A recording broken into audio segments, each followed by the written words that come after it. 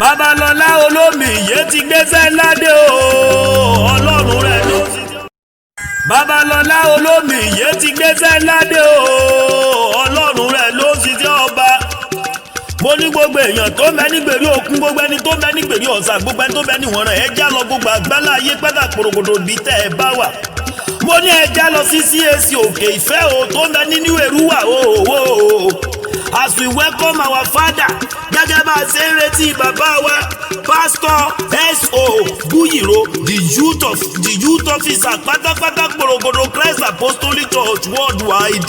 Gẹ́gẹ́ bá a ṣe ń retí wọn in our yearly harvest anniversary and thanksgiving ní ọjọ́ Sunday ọjọ́ Olúwa on the 22nd of November. Mo lọ́jọ́ kejìlélógún oṣù kọkànlá ọdún yìí gangan ní Sunday tó ń bọ̀ yìí ni bàbá wa ń bọ̀ bí ó ti mọ̀ lárinrin. Mo ní pé aláàrí ó jàgbá nǹkan gbé nǹkan àánú pátápátá pòròkòtò bí bàbá wa ṣe ń bọ̀ bó ṣe ń bọ̀ o. Àwọn ẹ̀bùn rabandẹ̀ ṣebí ni bàbá wa ń kó bọ̀ fáwọn ọ̀dọ́ torí pé bàbá àwọn ọ̀dọ́ pátápátá pòròkòtò ní there are many other blessings and gifts for you that you are you to pátápátá pòròkòtò wherever you are. Come to Christ Apostolic Church, come to Christ Apostolic Church Òkè Ìfẹ́ new Èrúwà o. Ní dédé agogo 10 o'clock ṣé bó ní programu yẹn máa wáyé, ó máa lárinrin, mo ló máa dùn, ó máa gbásíkì ó sì máa lárinrin. Pastor Buyiro, Pastor S.O. Buyiro, ìrántí Ọlọ́run alààyè tí Ọlọ́run tó rántí àwọn ọ̀dọ́ láti kó tì sí gẹ́gẹ́ ni Ọlọ́run Babalọ́lá ló ń ṣiṣẹ́ agbára nínú iṣẹ́ rẹ̀ bẹ̀rù ni. Ẹni tó ládíṣàn gbogbo àwọn èèyàn ẹ bá máa wo bí wọ́n ṣe ń gbà àwọn ẹ̀bùn tiwọn. Ẹni tó lówó fowó, ẹni tó wọ́mọ ẹni tó wọ́mọ ó rọ́mọ, ẹni tó wà níṣàn ó gbà tiẹ̀ ni. Èmi náà lọ ọbẹ̀ ń lọ rẹ̀ gbà tèmi. Tọ́wọ́ wá níta ló rán mi àwọn bàbá mi Pastor and Pastor Mrs.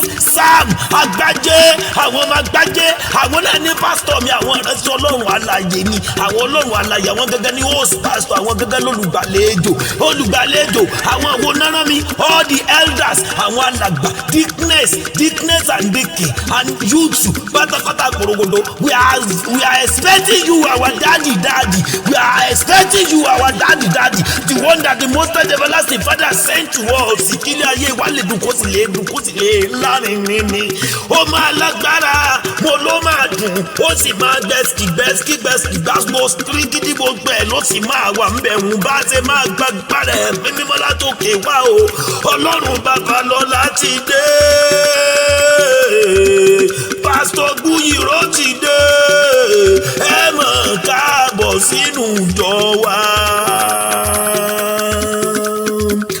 Olú ti gbọ́hùn ẹ̀yin ọ̀rẹ́ mi àtọ́júlùmọ̀ mi pátápátá porogodo tó wà ní gbogbo àgbàlá ayé.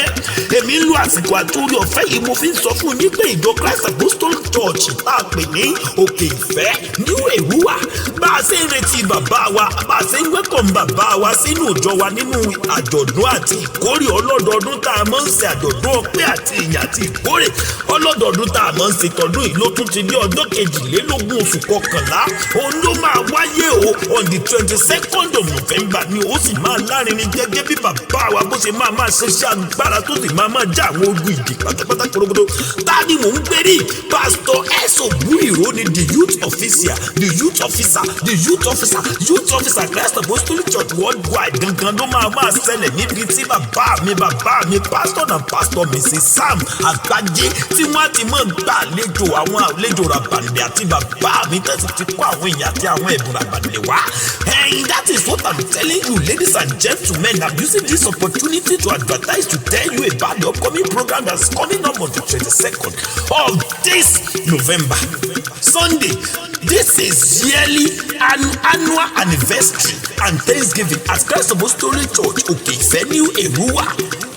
Pastor and Pastor Mrs. Agbadi are the one that sent me to the whole world and tell you about our Christ Apostolic Church worldwide youth officer, Pastor S.O.